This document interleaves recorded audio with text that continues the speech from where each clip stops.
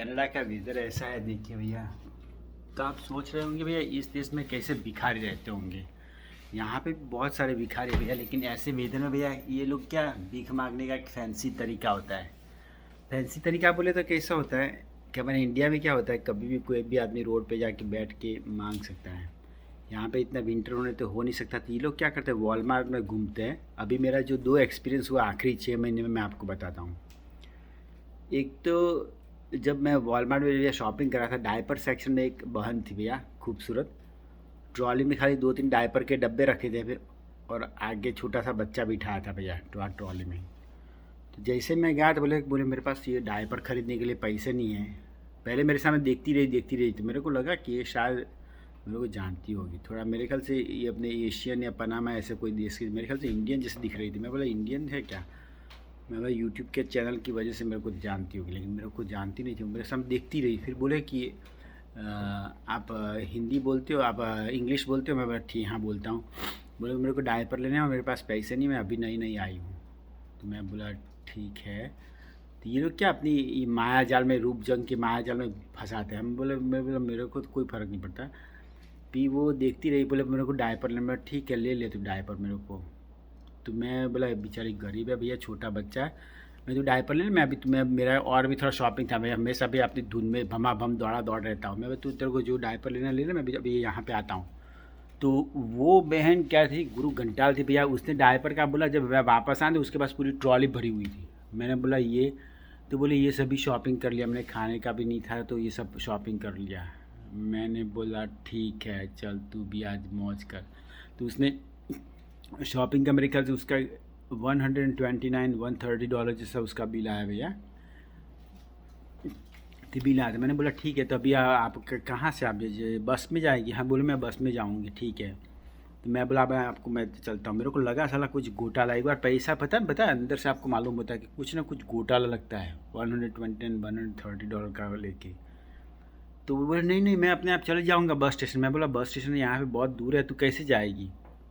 मेरे को मालूम पड़ गया इसने कुछ फ्रॉड किया मेरे साथ। तो नहीं नहीं नहीं बोलती रही आगे, और दूसरी दुकानों में घूमती रही। तो मैं जैसे ही बाहर निकला तो उसकी जैसी और 2-3 और जैसी जो औरतें थी, ट्रॉलियाँ भर भर के मेरे जैसे को बुद्धू बना के आई थी, वो सब ट्रॉलियाँ भर के निकली थी। तो मैं दूर जाके खड़ा हो गया, मैं अंदर जाके संडास के आसपास जाके खड़ा हो गया। मैं बोला क्या हुआ, इनका खेल तो मालूम पड़े। तो बहन जैसे आगे गए ना भैया, तो वो जैसे पार्किंग में तो एक वाहन वाला भैया खड़ा था, काला अफ्रीका देश का। तो उसने क्या किया पता है, बहन ने जाके सभी 3-4 बहनें थे, उन सबों ने भैया ट्रॉलियाँ ना अपनी ये वैन में खाली कर दी और बैठ के अपने बच्चों को बिठा दिया। मैंने बोला ओ तेरी, ये तो धंधा है इन लोगों का। ये लोग वॉलमार्ट से बड़ी बड़ी ग्रोसरी स्टोर में घूमते हैं भैया, बच्चा अपना होगा कि किसी और का भी मालूम नहीं भैया। और किसी को भी भैया जैसे ये इमिग्रेंट होता है, उनका दिल थोड़ा पोचा होता है, जैसे इंडिया पाकिस्तान जैसे आता है। और किसी भी लेडीज़ को भैया थोड़ी दुख में हालत में देखेंगे तो बोलेंगे अरे चलो थोड़ा हेल्प कर देते हैं, तो हेल्प कर देंगे। तो ये लोग क्या ग्रोसरी ले लेते हैं। और ग्रोसरी का मैंने अभी अभी मेरे को ये थोड़ा याद दिया कि जब ग्रोसरी का जो बिल था, तो मैंने जो अपने लिए मैंने ले लिया। बोलो मेरे को बिल दे दो, अगर नहीं कोई चीज़ अच्छा नहीं लगा तो अच्छा लगेगा। तब मैंने नहीं सोचा था, लेकिन ये लोग क्या करते होंगे यहाँ पे वॉलमार्ट में हर जगह पे भैया ग्रोसरी रिटर्न भी लेते हैं। तो ये लोग ऐसे जाके चीटिंग करते हैं आराम से, और बहुत ऐसा काम हो गया है। पहले इतना नहीं था भैया जब हम लोग 2008 में आए थे, लेकिन अभी दूसरा एक्सपीरियंस भी आपको बता रहा हूँ, वो तो इससे भी बड़ा फैंसी है। पहले ऐसा नहीं था भैया, 2008 में आया क्योंकि इकोनॉमी बढ़िया थी भैया। आज जो टमाटर के कैन होते हैं करीबन 89-90 सेंट के करीब मिलते थे, आज उनकी डॉलर भैया $3 के करीब हो गया उसका भाव। तो हर चीज़ का भाव बढ़ गया भैया, और बहुत सारे इमिग्रेंट आ गए हैं, और ये थोड़ा कैलकुलेशन के बिना क्या आते भैया। और हर कोई है ना भैया आजकल शॉर्टकट में पैसा कमाना ढूंढता है। आप पहले क्या था, मेरे को मालूम है बहुत सालों तक अपनी गाड़ी भी खुली रखता था, अपना घर भी खुला रखता था। मेरे को क्वेडेरा में भैया स्वर्ग जैसा सुंदर दिखता था। लेकिन अभी मेरे को इतना अंदाज़ नहीं है। यहाँ पे है ना भैया एक दूसरे का सब टोल करने के लिए सब बैठा ही है भैया। जो दूसरा एक्सपीरियंस मेरा हुआ भैया अभी रिसेंटली, वो लाइब्रेरी में हुआ। लाइब्रेरी में गया तो भैया एक अफ्रीका का जैसा पतला पतला लंबू सा लड़का था भैया, और उसने काली जीन्स पहनी थी और बढ़िया सफ़ेद सफ़ेद टी शर्ट घड़ी बड़ी बढ़िया पहनी थी, स्मार्ट वॉच। जो कॉमन एरिया वहाँ पे बैठ रहा था सबके सामने देख रहा था। वो जो इमिग्रेंट होता है ना उनके ही सामने देखता है, उनको मालूम होता है, तो सबको सामने दिख रहा था। मैं तो लाइब्रेरी में घूम रहा था तो भैया आया धीरे, मेरे सामने हंसने लगा। मैं बोला ये मेरा गया जन्म का भाई तो नहीं है भैया। तो मैंने उसको देखा, बोला ठीक है कैसा है, बोलो भैया। तो मेरे को बोले भैया आर यू ब्रदर मुस्लिम। मैं बोला आप मुसलमान हो क्या। मैं बोला नहीं मैं मुसलमान नहीं हूँ। मैं बोले मैं आपका खाली 2 मिनट में आपसे बात कर सकता हूँ, मेरे को एक इन्फॉर्मेशन चाहिए। अभी कोई भी आदमी को आप पहले बोलेंगे क्वेश्चन, आप पॉजिटिव में रिस्पॉन्स लेने की कोशिश कर रहे हैं। यहाँ पे बहुत सारे मुसलमान भी है भैया। तो मैं बोला ठीक है, उसको कोई इन्फॉर्मेशन चाहिए तो उसको हेल्प कर देता हूँ।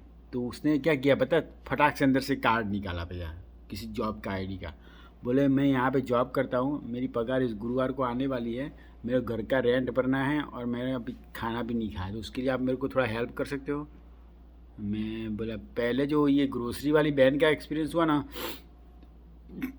उसके बाद ये दूसरा एक्सपीरियंस हुआ, मेरे को मालूम पड़ गया ये लोग साले सब बम्बू लगाने की कोशिश में कर रहे हैं। मैंने बोला ठीक है आ जा उसको, मैंने बोला उसको पूरी को मेरे को इन्फॉर्मेशन लेनी थी कि ये क्या इनका मोड्स ऑफ ऑपरेंडी क्या होता है लुल्लू बनाने का। तो मैंने उनको बताया ठीक है। मैं कहाँ जॉब करता है, बोले यहाँ पे कंस्ट्रक्शन कंपनी में काम करता हूँ। मैं कंस्ट्रक्शन में कहाँ पे काम चल रहा है तेरा। तो वहाँ से उसके मैं बोला तूने कंस्ट्रक्शन में काम करता, तूने यहाँ पे पढ़ाई किया है क्या, तू यहाँ पे सीखा है कंस्ट्रक्शन कंपनी में काम कैसे मिला तेरे को। तो वो मेरे को बोलने कोई कोई बात नहीं अगर आपको पैसे नहीं देने। मैं बोला पैसे नहीं देना सही में बताता हूँ। तो बोले नहीं कोई बात नहीं हमको नहीं चाहिए पैसे हमको, मैं तो खाली ऐसे ही बोल रहा था। मैंने बोला नहीं आप कंस्ट्रक्शन में काम कर कहाँ पे रहता है तुम्हें, मैं कौन से देश है। फिर मैंने पूछा कि यहाँ पे कौन से वीज़ा पे यहाँ पे आया, तो उसको मालूम पड़ गया कि ये मेरी दुखती नस पे अब पग दबाएगा, क्योंकि वीज़ा का लीगल होगा नहीं लीगल होगा, ये क्यों ऐसा कर रहा है। तो बोले नहीं मेरे को नहीं चाहिए। फिर अचानक से फोकट में से हाँ अपने खीसा में से फ़ोन उठाया भैया, खाली फ़ोन पे बात करने लगा, बोले कि मेरे को जाना है करके चला गया। अभी इसी आदमी को यहाँ पे लाइब्रेरी बहुत बड़ी है भैया, एक दूसरे को इस आदमी को मैंने थोड़ा ध्यान में रखा ये आदमी का काम क्या है। मैं आखिरी 2-3 दिन से देख रहा हूँ भैया वो आदमी यहीं पे भैया रोज़ कपड़े बदल बदल के भैया, जो बूढ़े लोग होते हैं उनके 2 ही टारगेट होते हैं, जो बूढ़े लोग और एक इमिग्रेंट, उनको भैया ये आराम से करते हैं भैया। दिन को 3-4 बकरे पकड़ लिया भैया तो रोज़ का $300-400 मिल गया, कुछ भी करने का नहीं। तो ये एक मोड्स ऑफ ऑपरेंड नहीं आई है भैया, जो यहाँ पे नहीं था। अभी मैंने एक आखिरी वीडियो में भी बताया था। अभी मेरे पास क्या हुआ पता है भैया, यहाँ पे फेसबुक में नहीं तो यहाँ पे कीजिए एक सेकंड हैंड शॉप का मार्केट है, वहाँ पे आप कोई भी चीज़ खरीदेंगे एकदम सस्ते के भाव में कोई चीज़ रखेंगे, आपको बोलेंगे ये स्टोव नहीं तो फ्रिज भी है खाली 50 या 100 डॉलर में है। तो आप लेने जाओगे ना तो भैया तो वहाँ पे आपको एड्रेस भी गलत देगा। मैंने उसको क्या बोला कि मेरे पास बहुत सारे लेने वाले हैं, मेरे को एडवांस में पेमेंट भेज दो। मैंने एडवांस में भैया अपना इंडिया में जैसे यूपीआई होता है, यहाँ पे ऐसा इंटरेक्ट का इंटरनेट पेमेंट होता है, उसके हिसाब से मैं उसको पैसे भेज दिया भैया। उसने मेरे को एड्रेस भी दे दिया बोलो। और जब मैं दूसरे दिन वहाँ पर लेने गया भैया तो वहाँ पे कोई घर पे कोई आदमी नहीं था भैया, वहाँ पे कोई बोला वो बूढ़ा आदमी था, बोला मैंने तो कभी कोई बेचने रखा ही नहीं है। तो यहाँ पे भी बहुत सारे फ्रॉड होने लग गया भैया यहाँ पे, और क्यूबेक सिटी में भी भैया थोड़ा ध्यान रखना पड़ता है कि खुली चीज़ रखी नहीं भैया। ये लोग क्या उनका ये कोई ये इनका जीव कुछ नहीं होता भैया, ये यही सोचते हैं भैया उसका किसी का बूच मार के चले जाओ। पहले क्या भैया 2008-9 में था राम राज प्रजा सुखी थी, यानी कि इतना नहीं था। अभी आया स्टूडेंट की वजह से भैया क्या सब लोगों को कपड़े देख के आप जज नहीं कर सकते। ये फ्री फूड वाले देखे ना भैया कैसे है भैया, ये फ्री फूड कैंप का भैया, ये सबको लगेगा भैया ये तो बड़ा यूट्यूबर है, ये तो ये है वो है। लेकिन अगर जाके भैया पिछले दरवाजे से टमाटर अनियन बनियन सब बम्बू लगा के घर भैया, यानी कि किसी भी आदमी को भैया देख के विश्वास करने का ज़माना आज से 10 साल पहले था ना भैया। अभी मेरा थोड़ा विश्वास उठ गया है। कनाडा थोड़ा बदल रहा है भैया, इकोनॉमी बदल रही है, महंगाई बढ़ रही है भैया। जिस घर के किराया भैया 500-600 थे भैया, उस घर का किराया आज भैया 1500-2000 किराया हो गया भैया। स्टूडेंट बहुत सारे आ रहे हैं भैया, जॉब नहीं है तो उनके पास कोई क्या इंडिया में से बड़े बड़े सपने लेके आते हैं कि यहाँ पे आके वो करेंगे, यहाँ पे आके ये करेंगे भैया। और यहाँ पे आके उनको मालूम पड़ता है भैया कि रियलिटी ऑफ लाइफ क्या है, ये स्नो में कहाँ पे मजदूरी करने जाएगी। तो ये क्या शॉर्टकट में किसी का भी बम्बू लगा के हो अपना काम निकाल दिया, वो सामने वाले भले भले भैया कुआं में पड़े। अभी क्यूबेक सिटी में ये हाल है भैया, तो टोरंटो और वैंकूवर में कैसा होगा मेरे को नहीं मालूम। मेरे ख्याल से मेरे को कमेंट में लिख के बताइए भाई, टोरंटो वैंकूवर में भी अपने वाले भी ऐसे काम करते हैं क्या। मेरे यहाँ पे थोड़ा अभी मेरा बैड एक्सपीरियंस बहुत हो रखा है भैया।